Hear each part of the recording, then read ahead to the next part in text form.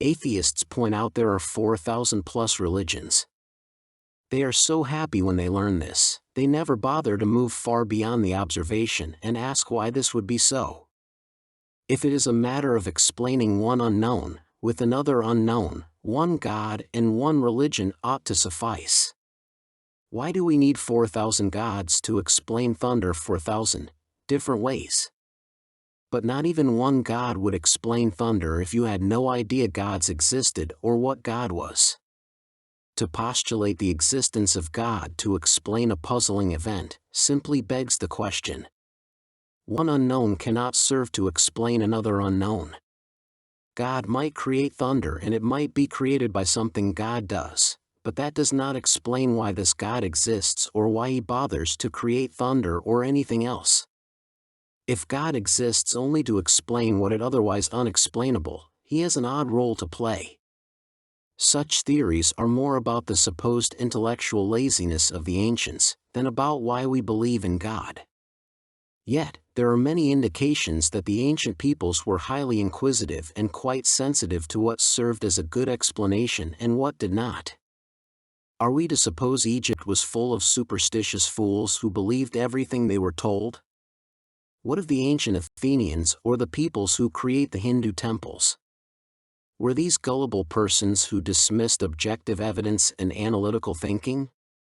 One could liken it to explaining why things fall by resorting to a mysterious unseen force called gravity.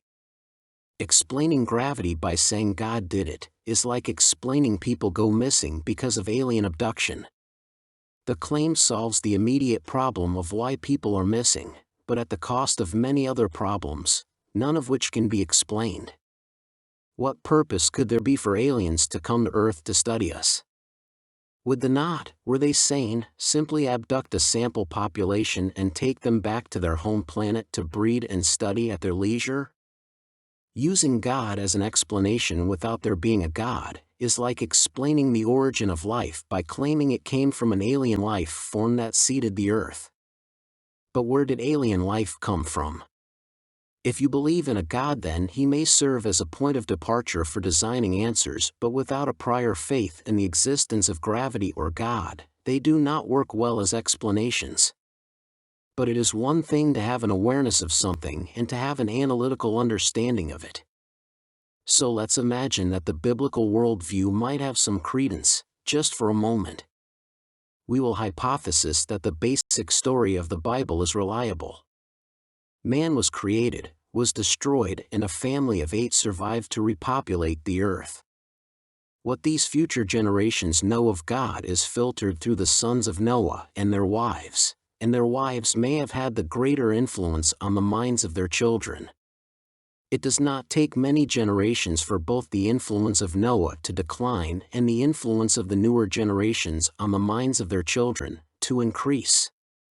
Nor is it difficult to imagine rebellion against the elders of the tribe to take the form of new gods to champion the cause of the descendants.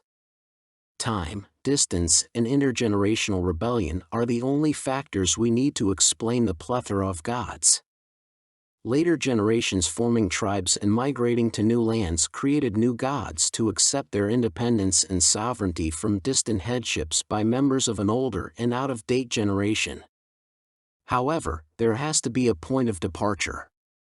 The invention of gods had to have a foundation. This foundation has to be a truth that was gradually corrupted and disseminated in ever more untruthful ways. The children of the past were as the children of today are, which is progressive in terms of new ideas and dismissive of the past truths. The authority of the older generations was dismissed, and along with the authority of the older generations went the teachings of Noah and his generations.